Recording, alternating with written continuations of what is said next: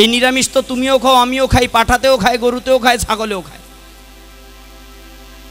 বলে গোসাই তাইলে তো সবই খায়, তাহলে তফাতটা কোথায় রইল? আমার মধ্যে গরু ছাগলের মধ্যে তফাত কোথায় রইল? তফাত আছে। কি তফাত? কেউ নিরামিষ খায়, কিন্তু যারা শুদ্ধ কৃষ্ণ ভক্তেরা নিরামিষ খায় না। এখন দেখছেন হিন্দু মিডিয়া চ্যানেলটি, সাবস্ক্রাইব করুন। এই ভাগবতীয় কথা, কৃষ্ণ কথা, হরিকথা মহোৎসবে অংশগ্রহণকারী সকল শ্রোতা ভক্তবৃন্দ, যাহারা চাতকের ন্যায় তৃষ্ণা নিয়ে ভাগবতীয় রসামৃত আস্বাদন হেতু সমবেত হয়েছেন, জয় রাধে, কথা বলা যাবে না, সেই সকল ভক্তবৃন্দ, কৃপাময়ী মাতৃবৃন্দ এবং পিতৃবর্গ সকলের শ্রীচরণে আমার প্রণাম। ভাগবত কথা শুরুতে প্রথমে অস্মদীয় পরমারাধ্য পরমগুরুদেব, পরমারাধ্য শ্রী গুরুদেব, গুরু পরম্পরাস্থিত অস্মদীয় যত গুরুবর্গগণ রয়েছেন তাহাদের শ্রীচরণ বন্দনাপূর্বক আজকের এই ভাগবতীয় কথা এখানে শুরু হতে যাচ্ছে।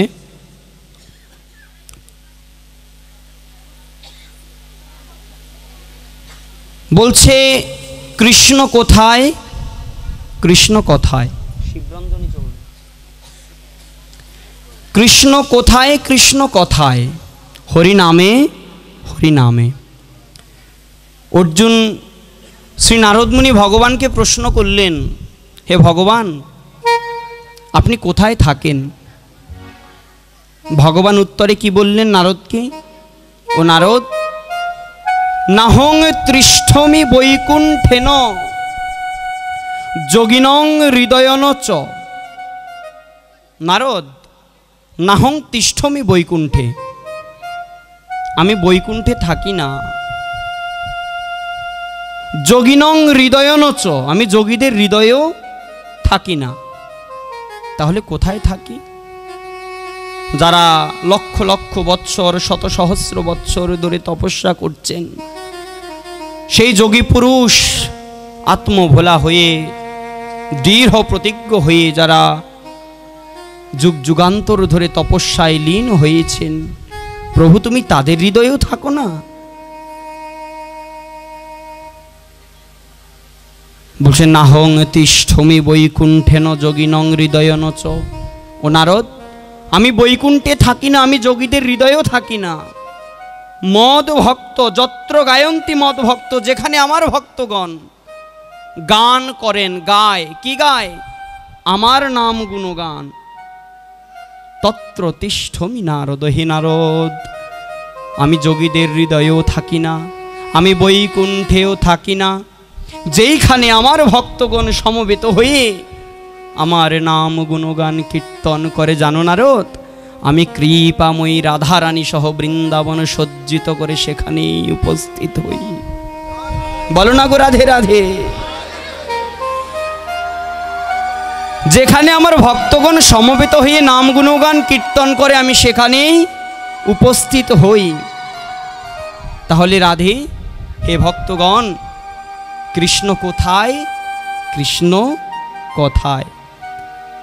কৃষ্ণ কোথায়? কৃষ্ণ কথায়। যেখানে কৃষ্ণ কথা, ভাগবতীয় কথা আস্বাদন হয়, সেইখানে সূক্ষ্ম দেহে সমস্ত মুনি ঋষিগণ সমবেত হয়ে ভাগবত কথা শ্রবণ করেন। আমরা তো দেখতে পাচ্ছি এখানে হাজার হাজার ভক্তবৃন্দ রয়েছেন, কিন্তু মনে আছে ভাবো, এই হাজার হাজার ভক্তদের মধ্যে কোথাও কোনো স্থানে সূক্ষ্ম দেহে ৩৩ কোটি দেবতাগণ উপস্থিত হয়ে আমার ভগবানের কথা শ্রবণ করছেন। এ কারণে বলছে কৃষ্ণ কথায় সাধু সঙ্গে এসে ওই কৃষ্ণ ভক্তের চরণ ধুলি যদি মস্তকে যায়, ওই কৃষ্ণ ভক্তের চরণ ধুলিতে চরণে হস্ত দিতে দিতে দিতে দিতে যদি কখনো কোনো ক্ষীণ কোনো সময় আমার প্রাণ গোবিন্দের চরণে হাত লেগে যায়, মনে রাখো সেখানেই সর্বসিদ্ধি। এ কারণে বললেন সাধু সঙ্গ সর্বশাস্ত্রে কয়, লবমাত্র সাধু সঙ্গে সর্বসিদ্ধি হয়। তাহলে কৃষ্ণ কোথায় মা?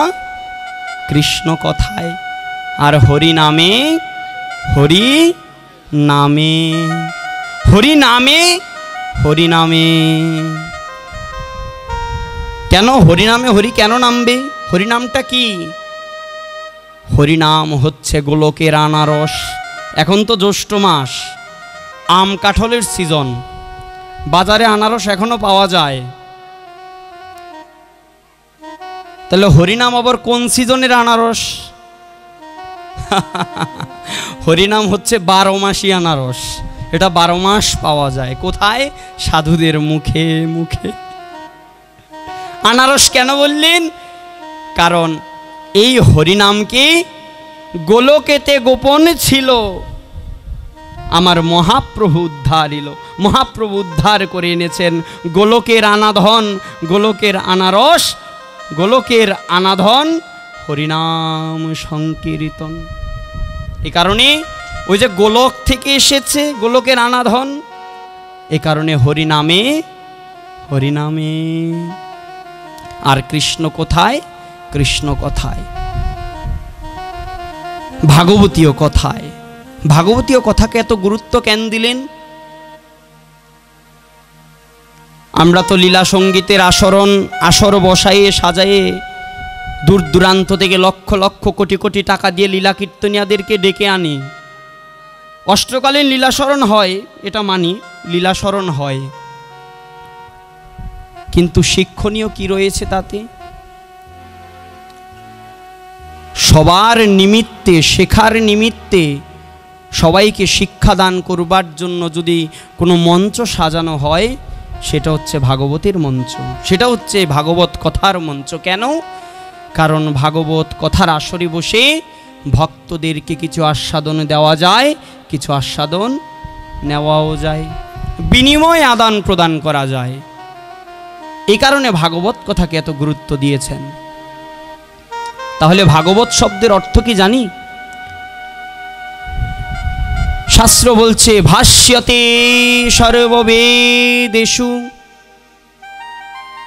গীয়তে নারদাদিবিঃ বদন্তি ত্রিশুলোকেষু তরন্তি ভবসাগরাৎ। শাস্ত্র বলছে ভাষ্যতে সর্ববেদেষু, ভাগবত 4টা শব্দ, অক্ষর, ভয় আকার, গ ব ত, ভাগবত 4টা বর্ণের একটা শব্দ। 4 বর্ণে বলছে ভতে ভাষ্যতে সর্ববেদেষু, অর্থাৎ সমস্ত বেদাদি শাস্ত্রের ভাষ্য হচ্ছে শ্রীমদ্ ভাগবত। গীয়তে নারদাদিবিঃ, যার কীর্তন করেন, গুণবন্দনা করেন, নারদাদি যত দেব দেবতা, যত মহর্ষিগণ, মুনি ঋষিগণ রয়েছে, যত ভক্ত রয়েছে, এই ভাগবতের বন্দনা সকলের মুখে মুখে। কেন? কারণ এই ভাগবত এটা হচ্ছে অধম তারণ, পাপ তারণ এবং অমর প্রদানকারী, অমরত্ব প্রদানকারী। তোমার কাছে অমৃত নাই, আমার কাছে অমৃত নাই, অমৃত দেবলোকে আছে, কিন্তু ভগবান তোমার জন্যে আমার জন্যে মর্তলোকে একটি অমৃত রেখেছেন। সেই অমৃত কি জানো? সেই অমৃত হচ্ছে ভাগবতামৃত, ভাগবত কথামৃত। ওই অমৃত পানের দ্বারা অমর হওয়া যায়, আর এই ভাগবত কথামৃত শুধু শ্রবণের দ্বারাই বলে অমর। তত্ত্ব লুকিয়ে আছে। ভাষ্যতে সর্ববেদেষু, সকল বেদের ভাষ্য, সকল বেদাদি শাস্ত্রের ভাষ্য হচ্ছে ভাগবত। গীয়তে নারদাদিবি, যা গিয়েছেন সমস্ত নারদাদি মুনি ঋষিগণ, সমস্ত দেবতাগণ যার বন্দনা করেন। বদন্তি ত্রিশুলোকেষু, যার বন্দনা করেন ত্রিলোক ব্যাপিয়া। তরন্তি ভবসাগরাৎ, এই ভাগবতের কৃপায় এই ভবসমুদ্র থেকে উদ্ধার হওয়া যায়। তাহলে ভাগবত কথার অর্থ কি? চলতে থাকবে। ভাগবত কথার অর্থ কি? ভতে ভক্তি, ভা গতে জ্ঞান, বতে বৈরাগ্য, ততে ত্যাগ। কত সুন্দর ব্যাখ্যা দিলেন মহাজনরা। এই যে ভাগবত শব্দটা, এটার অর্থ করলেন, চারটি বর্ণে, চারটি অক্ষরের চারটি শব্দের অর্থ করলেন। ভতে ভক্তি, অর্থাৎ গতে জ্ঞান, বতে বৈরাগ্য, ততে ত্যাগ। এই হলো ভাগবত। এই চারটি তত্ত্বের সংমিশ্রণে ভাগবত। ভক্তির কথাও রয়েছে, জ্ঞানের কথাও রয়েছে, বৈরাগ্যতার কথাও রয়েছে, ত্যাগের কথাও রয়েছে। এই কারণেই ভাগবত মুখে ভাগবত কথা শ্রবণ, কৃষ্ণ ভক্ত সঙ্গে এসে ভাগবত কথা শ্রবণ, এটা হচ্ছে পরম মঙ্গলদায়ী। ভগবান আমাদেরকে একটি সুলভ এবং সুদুর্লভ মানব দেহ দিয়েছেন।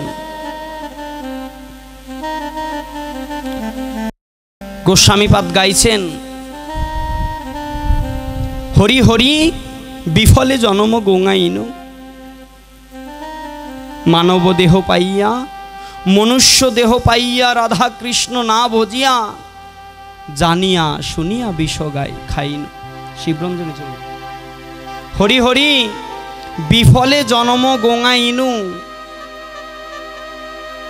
মনুষ্য দেহ পাইয়া রাধা কৃষ্ণ না ভজিয়া, জানিয়া শুনিয়া বিষ খাইনু। জেনে শুনে বিষ খাচ্ছি, বলে জেনে শুনে বিষ, জেনে শুনেই তো বিষ খাচ্ছি। ভগবান এই মনুষ্য দেহটি দিয়েছেন। এই মনুষ্য দেহ সুলভ এবং সুদুর্লভ মানব দেহ। ভাগবতমে বললেন, নৃদেহ মাধ্যম সুলভম সুদুর্লভম, প্লবম সুকল্পম গুরুকর্ণধারম, ময়া অনুকূলেন নবস্যতে ঋতং, পুমান ভবাদমি নতরেত স্বাত্মহা। ভাগবত বলছেন, ভগবান সকলকে চারটি সুযোগ দিয়েছেন। প্রত্যেককে কি দিয়েছেন জানো? বলছেন নৃদেহ মাধ্যম সুলভম সুদুর্লভম, একটি সুলভ এবং সুদুর্লভ মানব দেহ দিয়েছেন। সুলভ এবং সুদুর্লভ মানব দেহ দিয়েছেন। আচ্ছা, মানব দেহকে সুদুর্লভ বললেন,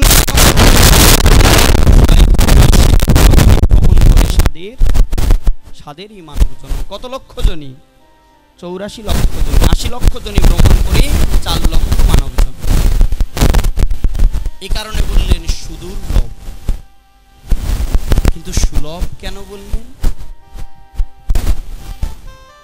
আচ্ছা, এই যে বলছি 84 লক্ষ জনী ভ্রমণ করে মানব জনম, বলে তো যাচ্ছি 84 লক্ষ জনী ভ্রমণ, কিন্তু আদতেও কি 84 লক্ষ জনী ভ্রমণ করা এতটা সহজ? কোন জনমে কোন জনিতে কি হয়ে জন্মগ্রহণ করেছি তা আমারও স্মৃতিতে নাই, তোমারও স্মৃতিতে নাই। কত লক্ষ লক্ষ বৎসর ধরে বিষ্ঠার পোকা হয়ে ওই বিষ্ঠা আহার করেছি, বিষ্ঠা ভোজন করেছি, মুক্তির জন্য হা গোবিন্দ বলে কেঁদেছি, আমার মুক্তি হয়নি। কত লক্ষ লক্ষ বৎসর ধরে বৃক্ষ লতাদি গুল্ম জলজ প্রাণী পশু পাখি হয়ে বদ্ধ হয়েছিলাম, সহজে মুক্তি হয়নি। 84 লক্ষ জনী ভ্রমণ এতটা সহজ কথা নয়। শাস্ত্র বলছেন 11 লক্ষ কৃমিকীট, 11 লক্ষ বার কৃমিকীট হতে হয়েছে সকলকে। এই কৃমিকীট হয়ে মল মূত্র বিষ্ঠার পাখে জন্ম হয়েছে।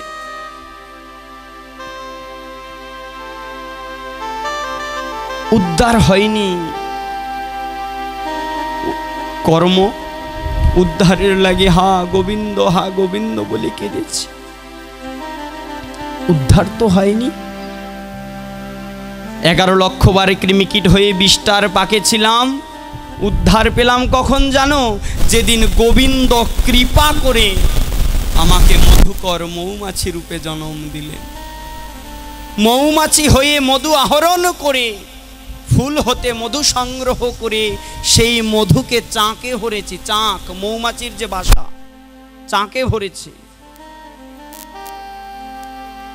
উদ্ধারটা কখন হলো জানো? যখন ওই চাক থেকে মধু সংগ্রহ করি তোমাদের মতো কোনো কৃষ্ণ ভক্ত আমার প্রাণ গোবিন্দের সেবায় দিয়েছেন, সঙ্গে সঙ্গে ওই কৃমিকীট জন্ম থেকে উদ্ধার হয়ে গেল। 9 লক্ষ জলচর, 11 লক্ষ কৃমিকীট, 9 লক্ষ বার জনে জন্ম হয়েছে। উদ্ধার পেলাম কখন জানো? যখন শঙ্খ রূপে আমার জন্ম হলো। ওই শঙ্খের দ্বারা প্রাণ গোবিন্দের সেবা হলো, আমার জলচর জন্ম থেকে মুক্তি। 10 লক্ষ পক্ষী, 10 লক্ষ বার পক্ষী হয়েছি। টিনা ময়না, টিয়া ময়না, শালিক, বাবুল, বুলবুলি, কত পক্ষী হয়েছি। মুক্তি কখন হলো? যখন ময়ূর রূপে আমার জন্ম হলো। ওই ময়ূরের পালক দ্বারা আমার গোবিন্দের শৃঙ্গার হলো, আমার পক্ষী জনম থেকে উদ্ধার হয়ে গেল। 20 লক্ষ উদ্ভিদ, 20 লক্ষ বার উদ্ভিদ হয়ে জন্মগ্রহণ করেছে। আচ্ছা, বলে যাচ্ছে 84 লক্ষ জনে ভ্রমণ, কিন্তু এটা কি এত সহজ? একটা বৃক্ষের কথাই তুমি চিন্তা করো। তুমি তোমার গৃহের সম্মুখে তোমার দাদা একটা আম গাছ লাগাইছে, সেই আম গাছটা বড় হয়ে আম ধরেছে, সেই গাছের আম তোমার দাদা নিজে খেয়ে গেছে। তোমার দাদার জন্ম চলে গেল, তোমার বাবার জন্ম এলো। তোমার বাবাও ওই গাছের আম ভোজন করেছেন, তোমার বাবার পরম্পরাও চলে যাচ্ছে, এলো তোমার সময়, তুমিও ওই গাছের আমই খাচ্ছ। তোমার দাদার জন্ম গেল, তোমার বাবার জন্ম গেল, তোমার জন্ম চলে যাচ্ছে, তোমাদের তো জন্ম চলে যাচ্ছে, কিন্তু ওই ঊর্ধ্ব গগনে যে আম বৃক্ষখানায় এখনো মাথা তুলে দাঁড়িয়ে আছে। উদ্ধার তো তার হচ্ছে না। 20 লক্ষ বার, 30 লক্ষ, 20 লক্ষ উদ্ভিদ। আর উদ্ভিদের মধ্যে যদি একবার বটবৃক্ষ হওয়া যায়, একটা বট বৃক্ষের সহজে মৃত্যু আছে মা? হ্যাঁ, আরে ওই পাড়ায় এখনো একটা জায়গা আছে, নাম বটতলা। বট গাছের চিহ্নবর্ণ নাই, কিন্তু নামটা বটতলা। কেন? বলে কিংবদন্তি আছে ওইখানে একখানা বটবৃক্ষ ছিল, যেটা আরো 700-800 1000 বছর আগে বটগাছটা ছিল। যে বটগাছটা হয়তো সামান্য কিছু চিহ্নবর্ণ রয়েছে। জিজ্ঞেস করে এটার বয়স কত, বলে 1000 তো ওবার হবেই।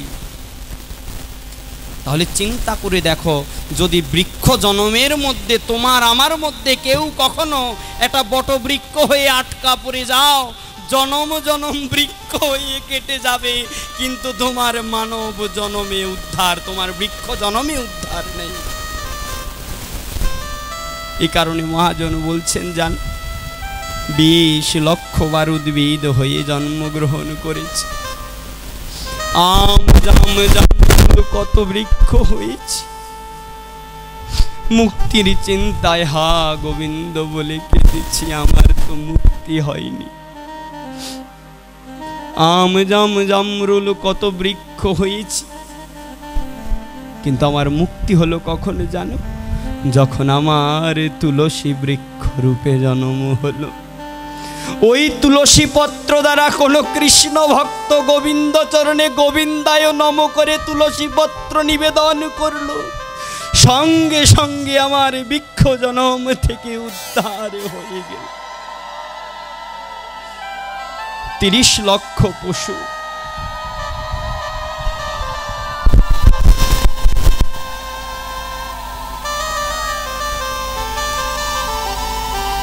30 30 লক্ষ বার পশু হয়ে জন্মগ্রহণ করেছি।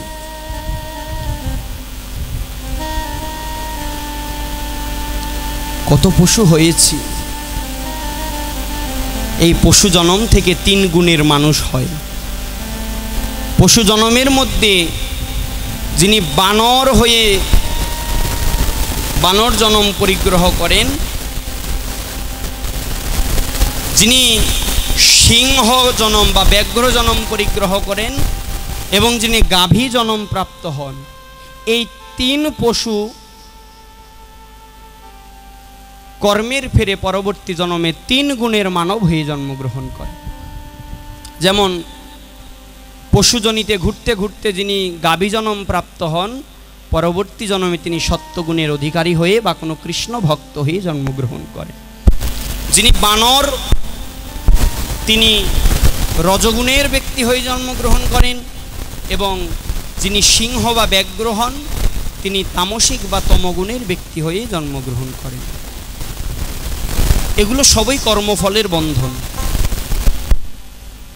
তাহলে এই যে গোসাই বললেন, নৃদেহ মাধ্যম সুলভম সুদুর্লভম, আমি একটি সুলভ এবং সুদুর্লভ মানব দেহকে দিয়েছি।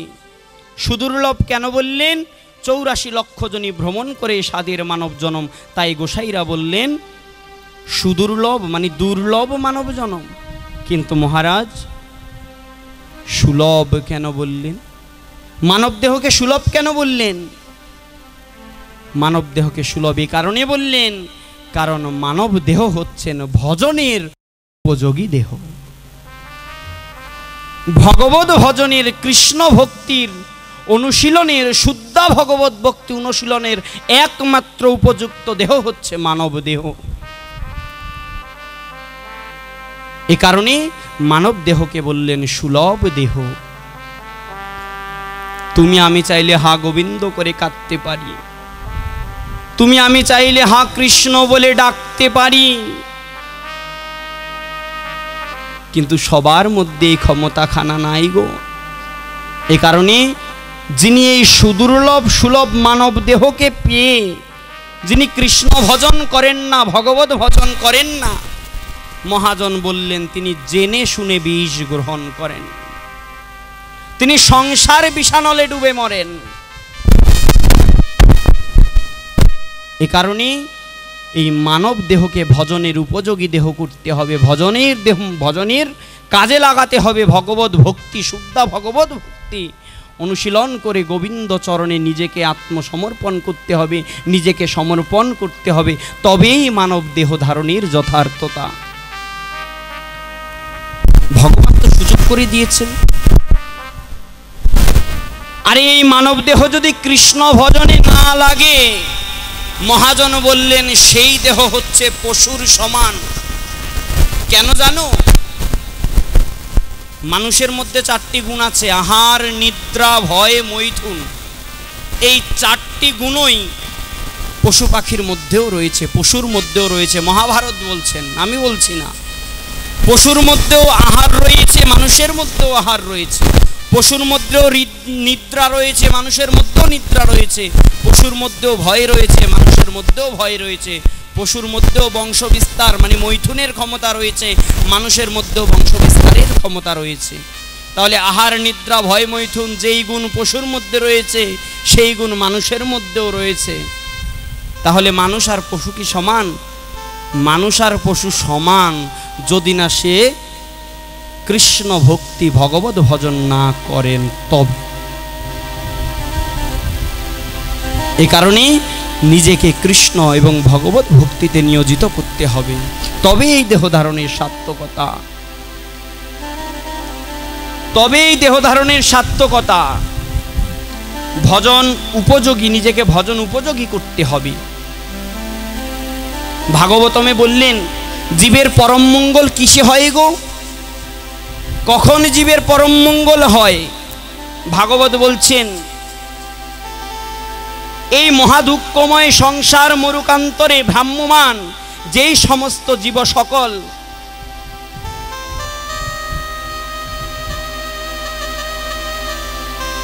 যারা রয়েছে, তাদের জন্য একটি মহাসত্য ঘটনা, একটি মহাসত্য কথা, যাতে তাদের পরম মঙ্গল হয়। সেটি কি জানো?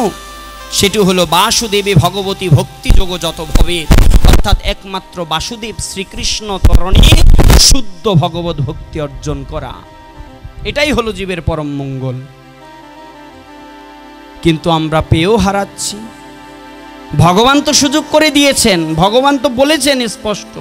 পরীক্ষিত মহারাজকে সুখদেব গোস্বামী মহারাজ সমস্ত কথাগুলো বললেন ভাগবতে, যে কি কি দিয়েছেন। নৃদেহ মাধ্যম সুলভম সুদুর্লভম, ভগবান দিয়েছেন সুলভ সুদুর্লভ মানবদেহ।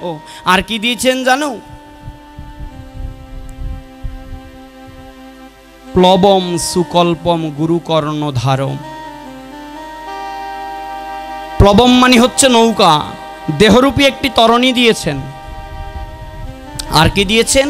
এই দেহরূপী তরণীকে, এই দেহরূপী তরণীকে চালনা করে নিয়ে যাওয়ার জন্য, পরিচালনা করার জন্য একজন কর্ণধার। আর সেই কর্ণধারকে শ্রী গুরুদেব, গুরুরূপী কর্ণধার। প্লবম সুকল্পম গুরু কর্ণধারম। কর্ণধার শব্দের অর্থ কি? কর্ণধার শব্দের অর্থ হচ্ছে মাঝি, অর্থাৎ যিনি নৌকা চালনা করে নিয়ে যান। তাহলে এই যে দেহতরণীখানা, এই দেহতরণীখানাকে পরিচালনা করবার জন্য একজন গুরুরূপী কর্ণধার দিয়েছেন, যিনি শ্রী গুরুদেব কর্ণধার হয়ে, কাণ্ডারি হয়ে এই দেহতরণীখানাকে চালনা করে ওই কৃষ্ণ ভক্তি, ভগবত ভক্তিপূর্ণ ওই গোলক বৃন্দাবন ধামে নিয়ে যাবেন। কিন্তু শাস্ত্র বলছেন সদ্গুরু। সবাই কি সদ্গুরু? জগতে তো গুরু অনেক রয়েছে, জগতে গুরু অনেক রয়েছে, কিন্তু সদ্গুরুকে চিনে নিতে হয়। সদ্গুরু কাকে বলে? ওই যিনি পানের দোকানে পান মশলা বিক্রি করেন, লোকে তাকে গিয়েও গুরু বলে। এ গুরু 1 কিলো পান বানাই দাও। যে কসাইখানায় কাজ করে তাকেও গুরু বলা হয়। এই গুরু 1 কেজি মেপে দাও তো। গুরু আছে জগতে অনেক, কিন্তু সদ্গুরুকে খুঁজে নিতে হয়, সদ্গুরুকে চিনে নিতে হয়।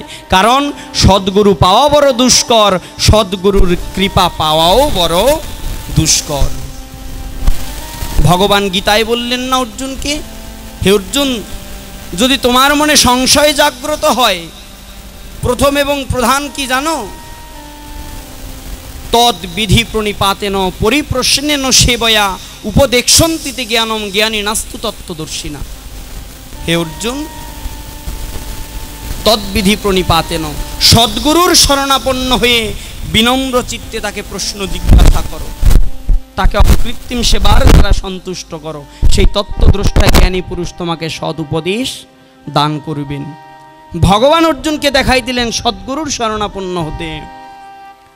তাহলে জগতে গুরু আছে অনেকে, গুরু মিলে লাখে লাখে, শিষ্য মিলে একে, শিষ্য মিলে লাখে লাখে, গুরু মিলে একে। সদ্গুরুকে খুঁজে নিতে হয়, সদ্গুরুকে চিনে নিতে হয়। বৈষ্ণব স্মৃতি হরিভক্তি বিলাসে গোপাল ভট্ট গোস্বামী, সনাতন গোস্বামী পাদ, তারা সদ্গুরুদেবের অনেক লক্ষণ দিয়েছেন, যেই লক্ষণগুলো একজন সদ্গুরুদেবের মধ্যে থাকাটা বাঞ্ছনীয়। কিন্তু ভাগবতমে সদ্গুরুকে চিনে নেওয়ার জন্য সাধারণ কয়েকটি জিনিস দেখাই গেলেন, যে কমপক্ষে এই কয়টা জিনিস একজন সদ্গুরু এবং সৎ শিষ্যের মধ্যে থাকতে হবে। কি কি? সদ্গুরু চেনার প্রধান এবং প্রথম লক্ষণ হলো, যিনি সদ্গুরু হবেন তিনি নিজে যা আচরণ করবেন তার শিষ্যকেও তাই শিক্ষা দিবেন। একজন সদ্গুরু তিনি নিজে যা আচরণ করেন তার শিষ্যকেও তাই শিক্ষা দেন। যেমনটা মহাপ্রভু শিখিয়েছেন, আপনি আচরি ধর্ম জীবের শেখায়, নিজে না কইলে ধর্ম শেখানো না যায়। সদ্গুরুদেব তিনি নিজে যা আচরণ করবেন তার শিষ্যকেও তাই শিক্ষা দিবেন। আর কি বলছে? আর একটি হলো মনুসংহিতায় বা মনুস্মৃতিতে বলা, ধর্মের যে প্রধান 10টি লক্ষণ, সেই 10টি লক্ষণের মধ্যে 4টি লক্ষণকে তিনি দৃঢ়ভাবে পালন করবেন। কি কি? সত্য, দয়া, তপ এবং শৌচ। 10টি লক্ষণই পালন করবেন, কিন্তু 4টিকে দৃঢ়ভাবে পালন করবেন। কি কি? সত্য, দয়া, তপ, শৌচ। এই 4টি স্তম্ভকে তিনি রক্ষা করবেন দৃঢ়ভাবে। আচ্ছা, তুমি একটি ঘর বানিয়েছ, সেই ঘরের 4টি প্রধান খুঁটি, ঝড় বাদলে এসে যদি কোনো একটি খুঁটি ধ্বংসপ্রাপ্ত হয়, তোমার ঘরটা কি ঠিক থাকবে বাবা? নড়বড়ে হয়ে যাবে না? বলছে যার মধ্যে এই ধর্মের প্রধান লক্ষণগুলোর মধ্যে এই সত্য, দয়া, তপ এবং শৌচরূপী 4টি খুঁটি ঠিক নাই, তিনি ধর্মের ঘর বা ধর্মের গৃহ তিনি তৈরি করতে পারেন না। এই কারণে যিনি সদ্গুরু, তার মধ্যে এই 4টি খুঁটি দৃঢ়ভাবে স্তম্ভ আকারে থাকতে হবে। 4টি পাপ কর্মের দ্বারা এই 4টি খুঁটি ধ্বংসপ্রাপ্ত হয়। 4টি পাপ কর্মের দ্বারা এই 4টি খুঁটি ধ্বংসপ্রাপ্ত হয়। জেনে নিবে, এগুলো তোমাদের শেখার জন্য বলছি। কি কি? অবৈধ সঙ্গ, দ্যুতক্রিয়া, নেশা এবং জীবে হিংসা। এই যে 4টি পাপকর্ম রয়েছে, এই 4টি পাপকর্মের দ্বারা 4টি খুঁটি ধ্বংস হয়ে যায়। এই কারণে যিনি সদ্গুরু, তিনি কখনো এই 4 প্রকারের পাপ কর্ম করবেন না, বিরত থাকবেন। যিনি সদ্গুরু, তিনি কখনো অবৈধ সঙ্গ করবেন না। আমাদের সমাজে তো একটা রীতি আছে, সন্ন্যাস নেওয়ার পর সঙ্গে একটা ঝোলা রাখা লাগে। তো অনেকে বলে ভ্যাক। তো ভ্যাক শব্দের অর্থ কি? মানে ঝোলা, ঝুলি। তো আমি কই আসলে ভ্যাক শব্দের অর্থ ঝুলি না, ভ্যাক শব্দের অর্থ হচ্ছে লগে করে রমণী রাখা, এটা হচ্ছে ভ্যাক না। আমি যারা যথার্থ ভেকধারী বৈষ্ণব, আমি তাদের কথা, আমি তাদের চরণে প্রণাম।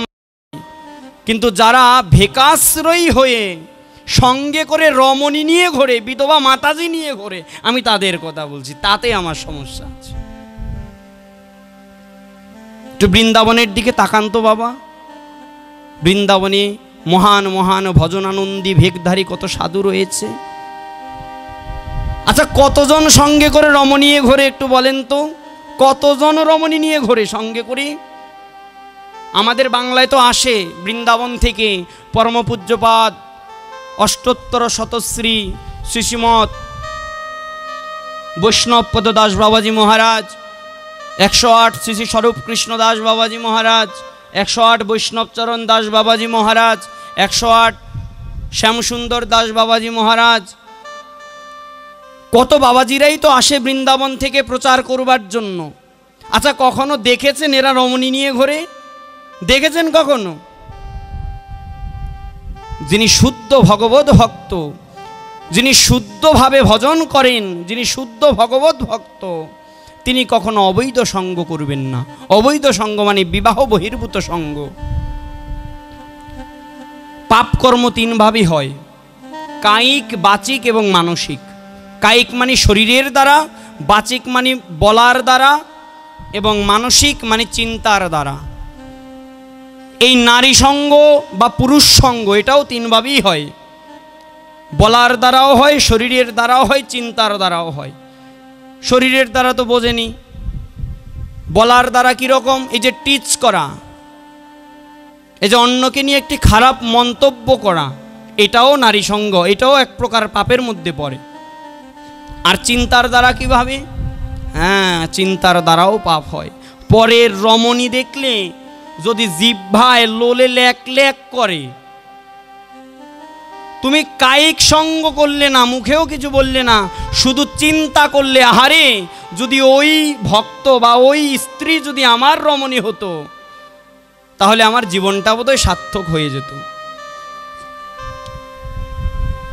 এই যে চিন্তা করলে, এই যে বিপরীত কিছু চিন্তা করলে, ধর্ম বহির্ভূত কিছু চিন্তা করলে, এখানেই তোমার পাপ হয়ে গেল। যিনি শুদ্ধ ভগবত ভক্তি যাজন করেন, যিনি শুদ্ধভাবে ব্রহ্মচর্য পালন করেন, তিনি চিন্তার দ্বারাও সঙ্গ করতে পারবেন না, চিন্তার দ্বারাও সঙ্গ করতে পারবেন না। তাকে সর্বদা নৈষ্কণ্টক থাকতে হবে। এ কারণে দেখবেন এখনো অনেক শুদ্ধ ভক্ত রয়েছে যারা মাতাজিদের হাতে প্রণাম পর্যন্ত গ্রহণ করে না, সেবা তো দূরের কথা। কেন? ওই যে স্পর্শ দোষ। আমার মনের মধ্যে কিছু নাই, কিন্তু যিনি আমাকে প্রণাম করছেন সে হয়তো ভক্তি দিয়েই প্রণাম করছেন, কিন্তু কে জানে বিধির বিধান যদি তার মনের মধ্যে যদি অন্যরকম চিন্তা থাকতো, থাকতেই পারে। কলিজীব, কলিকাল, কখন কার মধ্যে কিভাবে কলি প্রবেশ করে এটা আমি তুমি বলতে পারি? কখনোই বলতে পারি না। এ কারণে চিন্তার দ্বারাও তিনি পাপকর্ম করবেন না। যিনি সদ্গুরুদেব তিনি অবৈধ সঙ্গ হতে বিরত থাকবেন। দ্বিতীয়টি হচ্ছে দ্যুতক্রিয়া। দ্যুতক্রিয়া মানে কি? টাস পাশা জুয়া। যিনি সদ্গুরুদেব, প্রকৃত সদ্গুরুদেব তিনি কখনো টাস পাশা খেলবেন না। যেইখানে টাস পাশা খেলা হয়, যেইখানে বিনিময় আদান প্রদানের দ্বারা হয় দ্যুতক্রিয়া, সেইখানে ধর্ম ভ্রষ্ট হয়, সেইখানে ধর্ম রসাতলে যায়, ধর্ম নিচে চলে যায়, সেইখানে ধর্ম থাকে না। বড় উদাহরণ দেব, মহাভারতে রয়েছে। বলো তো কোথায় হয়েছিল পাশা খেলা? কারা খেলেছিল? কৌরব এবং পাণ্ডবরা। যেখানে দ্রৌপদীর বস্ত্রহরণ হয়েছিল, যেই খেলাকে কেন্দ্র করে কৌরব এবং পাণ্ডবদের মধ্যে যুদ্ধ লেগেছে। এ কারণে যিনি প্রকৃত সদ্গুরুদেব তিনি কখনো দ্যুতক্রিয়া করবেন না। বিনিময় আদান প্রদান, অর্থের বিনিময়ে কোনো খেলা খেলতে পারবেন না। তৃতীয় হলেন নেশা। এটা অনেক বড় বিষয়। নেশা থেকে দূরে থাকতে হবে। নেশাটি কি? যিনি সদ্গুরুদেব তিনি কখনো গাঁজা গ্রহণ করবেন না, এটা বৈষ্ণব সিদ্ধান্ত। তিনি কোনো প্রকারের কোনো নেশার দ্বারা আসক্ত হবেন না। তিনি বিড়ি খেতে পারবেন না, সিগারেট খেতে পারবেন না, তিনি গঞ্জিকা সেবন করতে পারবেন না, তিনি মদ খেতে পারবেন না। যেখানে মদ খায় সেখানে আবার ধর্ম থাকে নাকি?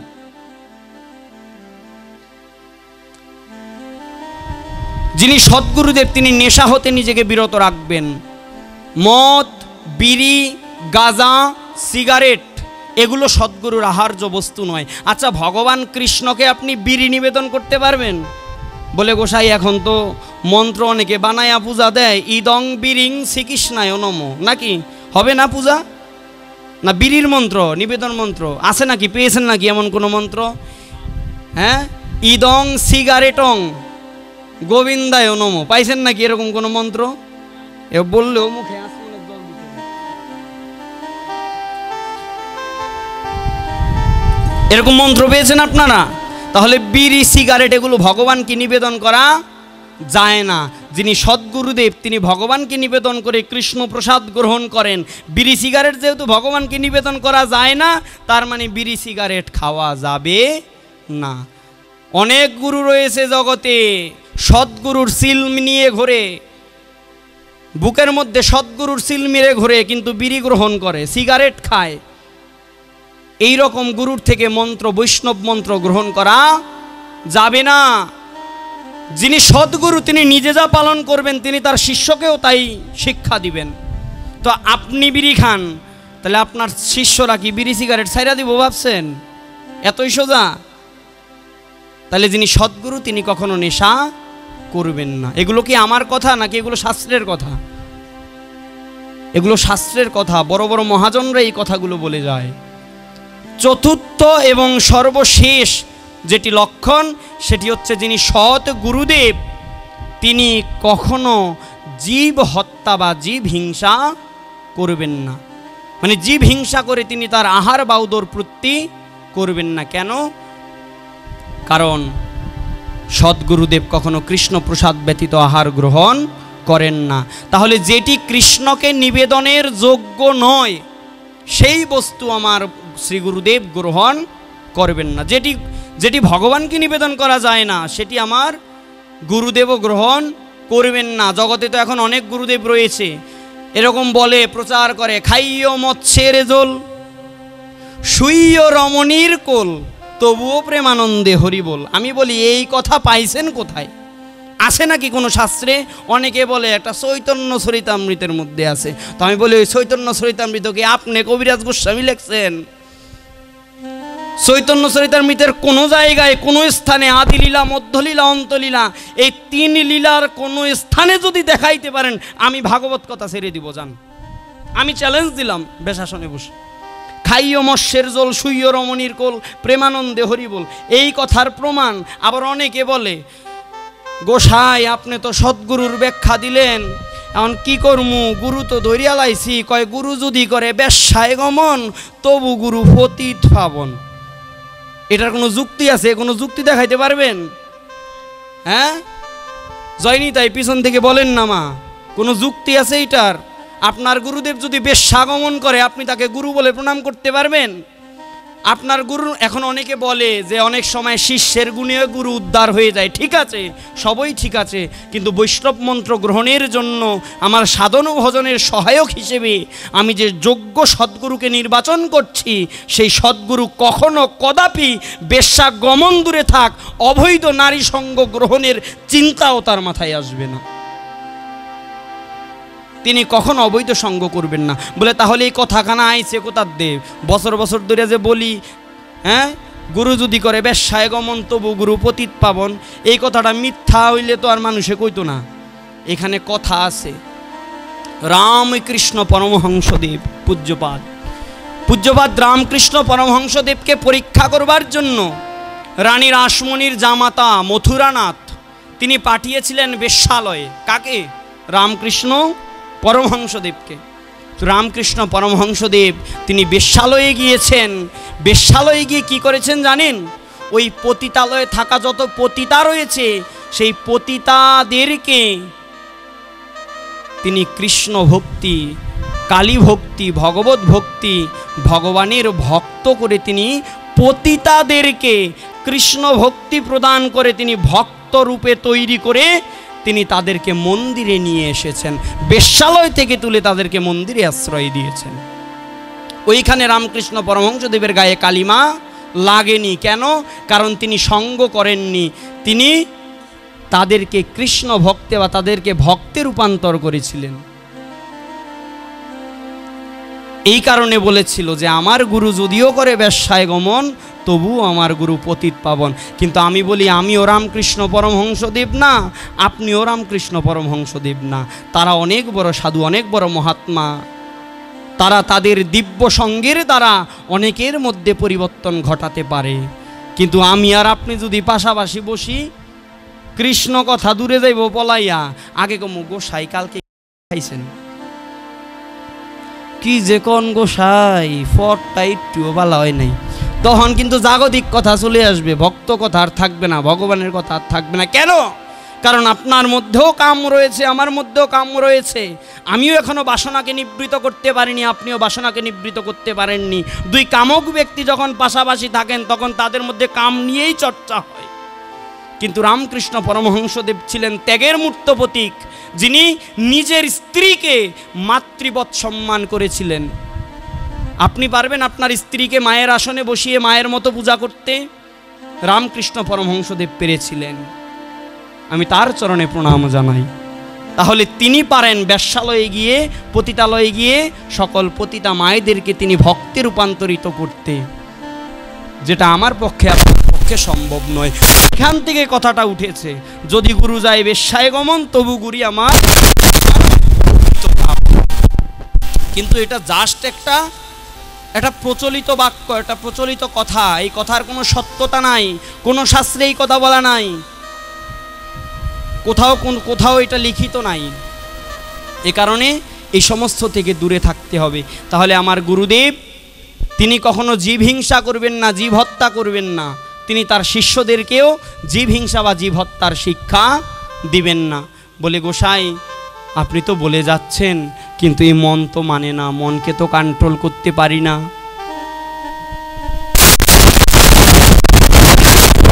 এখনো যে জড়জাগতিক কামনায় বাসনায় জর্জরিত হয়ে কত অখাদ্য কুখাদ্য আহার পরিগ্রহ করতে হয়, তাহলে গোসাই আমার কি মুক্তি হবে না? আমার কি মুক্তি হবে না? মুক্তি হবে, তোমারও হবে, আমারও হবে, সবারই হবে। কেন? আরে আমরা তো ভগবত ধামেই ছিলাম, ভগবত ধাম থেকে চলে এসেছি, আবার জীব সবাই ভগবত ধামে একদিন ফিরে যাব, গোলকে ফিরে যাব, সবাই যাবে। কেউ দুদিন আগে, কেউ দুদিন পরে, কেউ এক জনম পরে, কেউ 14 জনম পরে। আরে কি হয়েছে? খাচ্ছ তো খাচ্ছ। আহারের অভ্যাস একদিনে পরিত্যাগ করতে পারবে না। কিভাবে পরিত্যাগ করবে জানো? আস্তে আস্তে আস্তে আস্তে শুধু ভগবানের কাছে প্রার্থনা করবে। আহার করতে বসে, যাই আহার করো, আহার করতে বসে ভগবানকে ডাকবে, হে ভগবান, আমি যে এই অখাদ্য কুখাদ্য আহারকে আর খেতে চাই না, কিন্তু জগতের মায়ায়, জ্বরের মায়ায় বদ্ধ হয়ে, বশবর্তী হয়ে গ্রহণ করতে হচ্ছে। হে গোবিন্দ, আমি তোমার চরণে আমি সমর্পণ করছি। গোবিন্দ, তুমি আমার হৃদয় থেকে এই আহার, অখাদ্য কুখাদ্য আহারের বাসনাকে পরিত্যাগ করে নিয়ে যাও। ভগবানের কাছে প্রার্থনা করবেন, ভগবান একদিন আপনার আত্মা থেকে ঠিকই উঠাই দেবে। যদি ভগবানের কাছে প্রার্থনা করেন, ভগবান অবশ্যই সেটা আপনার প্রার্থনা শুনবে, যদি আপনি দৃঢ় মানে মন থেকে যদি প্রার্থনা করেন। আরে ষড়রিপুর দেহ, তার মধ্যে ভগবান 10টা ইন্দ্রিয় দিয়েছেন। শরীরয় অবিদ্যাজাল, জরেন্দ্রিয় তাহে কাল। এই শরীরের মধ্যে জড় ইন্দ্রিয় দিয়েছেন 10টি, একটি প্রধান, 5টি জ্ঞানেন্দ্রিয়, 5টি কর্মেন্দ্রিয়, চক্ষু কর্ণ নাসিকা ত্বক জিহ্বা বাক পানি পাদ পায়ু উপস্থ। এই হলো 5টি জ্ঞানেন্দ্রিয়, 5টি কর্মেন্দ্রিয়। এই 5টি জ্ঞানেন্দ্রিয় এবং কর্মেন্দ্রিয়কে একটি ইন্দ্রিয় রাজ করতে পারে, সেটা হচ্ছে ইন্দ্রিয় রাজ, যার নাম হচ্ছে মন। অর্থাৎ মনের দ্বারা আপনি 10টা ইন্দ্রিয়কে কন্ট্রোল করতে পারবেন। তো বলছে শরীরই অবিদ্যাজাল। মহাজন বলছে, শোনো গো মা, জয় রাধে, বলো না গো রাধে রাধে। বলছে শরীরই অবিদ্যাজাল, জড় ইন্দ্রিয় তাহিকাল। এই শরীর হচ্ছে অবিদ্যার জাল, আর এই অবিদ্যার জালের মধ্যে জড় ইন্দ্রিয় হচ্ছে কাল স্বরূপ। জীবে ফেলে বিষয় সাগরে। এই ইন্দ্রিয়ের বশে, ইন্দ্রিয়ের বশবর্তী হয়ে, ইন্দ্রিয়ের বাসনাকে পূরণ করবার জন্য আমরা বিষয় সংসারে নিমজ্জিত হই, বিষয় সাগরে নিমজ্জিত হই। শরীর অবিদ্যাজাল, জড় ইন্দ্রিয় তাহিকাল, জীবে ফেলে বিষয় সাগরে। তার মধ্যে জিহ্বাবতী, বাক পানিপাত পাই উপস্থ, 5টি কর্মেন্দ্রিয়, আর চক্ষু কর্ণ নাসিকা ত্বক জিহ্বা 5টি জ্ঞানেন্দ্রিয়। তাহলে জিহ্বা কি ইন্দ্রিয়? জ্ঞান ইন্দ্রিয়, একটি ইন্দ্রিয়ের মধ্যে ইন্দ্রিয়, 5টি জ্ঞানেন্দ্রিয়ের মধ্যে একটি ইন্দ্রিয়। তো বলছে শরীরই অবিদ্যাজাল, জড় ইন্দ্রিয় তাহিকাল, জীবে ফেলে বিষয় সাগরে। তার মধ্যে জিহ্বায়তী, লোভময় সুদূর মতি, তাকে যে তা কঠিন সংসারে। এই জিহ্বাকে দমন করা এত সহজ নয়, জিহ্বাকে কন্ট্রোল করা এত সহজ নয়। মা, আমি তো বললাম, উপায় তো দিয়ে দিলাম, কিন্তু এত সহজে তুমি তোমার জিহ্বার বেগকে দমন করবে? মহাপ্রভু বললেন কি জানো? জিহ্বার লালসে জীবিত উতিধায়, শিষ্ণ উদর পরায়ণ কৃষ্ণ নাহি পায়। যিনি জিহ্বার বেগকে দমন করতে পারেন না, যিনি কামের বেগকে দমন করতে পারেন না, এবং যিনি উদরের বেগকে দমন করতে পারেন না, এই 3 বেগের দ্বারা যিনি বশবর্ত হয়ে থাকেন, সেই মানব কখনো কৃষ্ণকে প্রাপ্ত হতে পারবেন না। বলছে তাকে যেতা জরেন্দ্রিয় তাহিকাল, তাকে যেতা কঠিন সংসারে। বলছে তাহলে গোসাই দমন করব কিভাবে? আমার কি কৃষ্ণ ভজন হবে না? আমার কি ভগবত ভজন হবে না? গোসাই বলে দিন, এই জিহ্বাকে কি রূপে দমন করব? আরে আমার বলে দেওয়ার প্রয়োজন নাই, আমার কৃষ্ণ বড় দয়াময়, করিবারে জিহ্বা জয়, সপ্রসাদ ভবে পাঠালেন ভাই। এই জিহ্বাকে দমন করার জন্য আমার পরম ব্রহ্ম, পরম পুরুষোত্তম, অখিলাণ্ড কোটি ব্রহ্মাণ্ড নায়ক, জগতের পতি, জগতের নাথ জগন্নাথ, তিনি মহাপ্রসাদকে ভবেতে পাঠালেন। কৃষ্ণ বড় দয়াময়, করিবারে জিহ্বা জয়, সপ্রসাদ অন্ন দিলা ভাই। সেই প্রসাদান্ন অমৃত পাইয়া, ব্রজে রাধা কৃষ্ণ গুণ গাও, প্রেমে ডাকো শ্রী চৈতন্য নিতাই। বলছে এই মহাপ্রসাদের দ্বারা, একমাত্র কৃষ্ণ নিবেদিত অন্নের দ্বারা তুমি তোমার জিহ্বাকে কন্ট্রোল করতে পারবে, তুমি তোমার জিহ্বাকে কন্ট্রোল করতে পারবে। এ কারণে এই যে বললাম, আরে নিরামিষ কি গো? নিরামিষ শব্দটার অর্থ কি? যাহা কিছু অঙ্কুরোদ্গম উঠিয়া ঊর্ধ্বমুখী হয়, বিজ্ঞান বলছে তাহা কিছুই আমিষ, মানে প্রোটিন। নিরামিষ বলতে শুধু একটা শব্দই আছে, এর কোনো অস্তিত্ব নাই। তাহলে নিরামিষ আর আমিষ কি? শাস্ত্র বলছে আমিষ দুই প্রকার, উদ্ভিদ আমিষ, প্রাণীজ আমিষ। উদ্ভিদ আমিষ হলো যাহা কিছু লতা পাতা ফুল ফলের মধ্যে থাকে, এটা হচ্ছে উদ্ভিদ আমিষ। আর প্রাণীজ আমিষ হচ্ছে যেটা প্রাণীর মধ্যে থাকে, সেটা হচ্ছে প্রাণীজ আমিষ। উদ্ভিদ আমিষকে বলা হয় নিরামিষ। কেন? কারণ উদ্ভিদের মধ্যে থাকে অনুচৈতন্য, আর প্রাণীর মধ্যে থাকে বিভু চৈতন্য। একটা প্রাণীকে হত্যা করলে কষ্ট পায়, যতটা কষ্ট পায় তার চাইতে কম কষ্ট পায় একটা বৃক্ষকে মারলে। আর কষ্ট পাওয়া এটা বড় কথা নয়, সবচেয়ে বড় কথা হলো ভগবান গীতার মধ্যে সার্টিফাইড করে দিলেন। কি করে দিলেন? মাছ মাংস খাওয়ার কোনো সার্টিফিকেট ভগবান দেয়নি। ভগবান গীতায় বললেন পত্রং পুষ্পং ফলং তৈয়ম ইয়মে ভক্তা প্রযচ্ছমি। যিনি আমাকে পত্র পুষ্প ফল জল অর্পণ করেন ভক্তিপূর্বকভাবে, আমি তার সেই অর্পণটাকে গ্রহণ করি, তার সেই ভক্তিপূর্ণ দানটাকে আমি গ্রহণ করি। ভগবান পত্র পুষ্প ফল জল বললেন। আচ্ছা, কোনো সেনাবাহিনীর কর্মকর্তা বা কোনো পুলিশ কর্মকর্তা যদি তার নিজের স্বার্থের জন্য কাউকে হত্যা করেন, তার কি হবে পরিণামে? প্রথমত চাকরি চলে যাবে, দ্বিতীয়ত তাকে কারাভোগ করতে হবে একজনকে হত্যা করলে। আর যদি সরকারের অর্ডার নিয়ে বা উপরস্থ কর্মকর্তার আদেশ নিয়ে যদি 4 জন ডাকাতকে মেরে শোয়াই দেয়, তার ফাঁসি হবে? তার চাকরি যাবে? বরঞ্চ কি হবে? তাকে প্রমোশন দিয়ে আর উপরস্থ কর্মে অব্যাহতি, উপরস্থ কর্মে আরও কি করা হবে? প্রমোশন দেওয়া হবে। কেন? আগের বার 1টা মারলো, তাতে তার চাকরি চলে গেল, ফাঁসি হয়ে গেল। পরের বার 10টা মারলো, তার কেন হলো না? চাকরি কেন গেল না? ফাঁসি কেন হলো না? এখানে কথা আছে, একটার মধ্যে অর্ডার আছে, একটার মধ্যে অর্ডার নাই। তাহলে প্রাণীজ আমিষ গ্রহণের অর্ডার ভগবান দেননি। ভগবান অর্ডার দিয়েছেন উদ্ভিদকে হত্যা করে খেতে পারো, উদ্ভিদকে হত্যা করে খেতে পারো, এটার উপরে ভগবান অর্ডার আছে। তো ভগবান যেটা নির্দেশ দিয়েছে সেটার মধ্যে পাপ, সেটার মধ্যে পাপ নেই। এই কারণে আমাদের সর্বদা, আরে নিরামিষ সেটাই তো নিরামিষ, যেটা উদ্ভিদ আমিষ সেটাকেই নিরামিষ বলে। এই নিরামিষ তো তুমিও খাও, আমিও খাই, পাঠাতেও খায়, গরুতেও খায়, ছাগলেও খায়। বলে গোসাই তাইলে তো সবই খায়, তাহলে তফাতটা কোথায় রইলো? আমার মধ্যে গরু ছাগলের মধ্যে তফাত কোথায় রইলো? তফাত আছে। কি তফাত? কেউ নিরামিষ খায়, কিন্তু যারা শুদ্ধ কৃষ্ণ ভক্তেরা নিরামিষ খায় না। যারা যারা নিরামিষ খায় এদেরকে বলে ভেজিটেরিয়ান ইংলিশে, কিন্তু যারা শুদ্ধ কৃষ্ণ ভক্ত দে আর নট ভেজিটেরিয়ান। আমি তাদেরকে বলি তারা হচ্ছে প্রসাদেটেরিয়ান, কারণ তারা নিরামিষ ভোজী নয়, তারা হচ্ছেন প্রসাদ ভোজী।